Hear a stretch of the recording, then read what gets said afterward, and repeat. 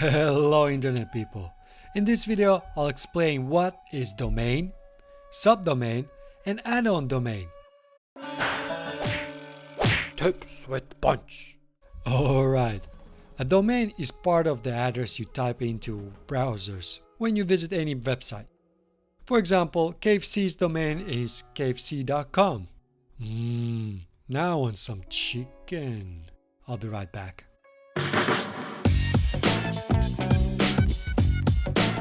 Now, a domain on the internet is like an address in real life. When you type in the domain in the browser, your browser will go to that address and display whatever is returned in that address. Here's technically accurate illustration of this. Here's your browser and here's the website. Your browser says hi, and in return, the website sends you the homepage. Think of it like a real life address. You look up an address of your favorite store and then you drive to it. Now today it might be a candy store, but tomorrow it could be Gold's Gym. Same address, different business. Actually, computers use IP address to communicate with each other. However, it would be pretty hard to remember if Google's address was something like this. What was the number of that search site? So at some point someone had an idea like this. Hey, what if instead of IP address we show a name? Shut up! Who wants to remember words? Luckily that idea didn't just die during random afternoon around 4:20 p.m.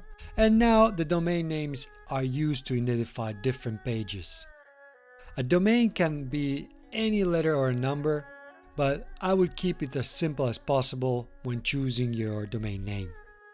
You also need to register your domain to use it, since all domains are unique. So there's a central database keeping track of all the domains and who it belongs to. I'll show you how to register a domain later in this video series. Did you know that the first .com domain was registered back in 1985 to symbolics.com? And at this point, you're probably sitting at home and thinking like this. Fuck you, asshole. For filling your head with useless information. So let's look at domains a bit more closely. Here's a structure of web address. So the HTTPS part is called prefix or protocol. Usually your browser adds this automatically. I'll show you later how to get HTTPS, which is more secure and preferred by Google compared to the HTTP.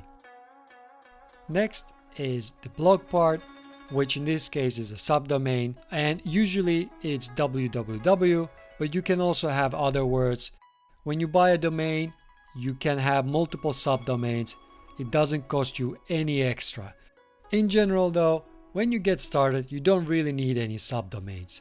It's useful when you want to keep certain parts of your site separate, such as support or information for developers. Google uses a lot of different subdomains to distinguish between all its services. Here's the list, it's just super extensive, but you get the point. So the green part of the address is domain name. This is the part that you will be purchasing a bit further in this video series. And it's the main part of any address. This is where you usually put in your brand name, and that's how you distinguish yourself online. The purple part of the address is extension, or also known as top-level domain.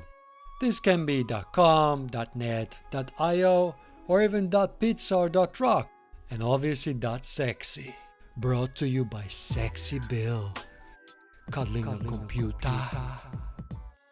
And some of them are country specific, like .de for Germany and .co.uk for United Kingdom, and so many more.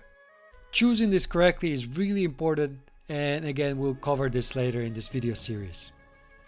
And the last part, which is orange, is the web page name. This is where your content lives.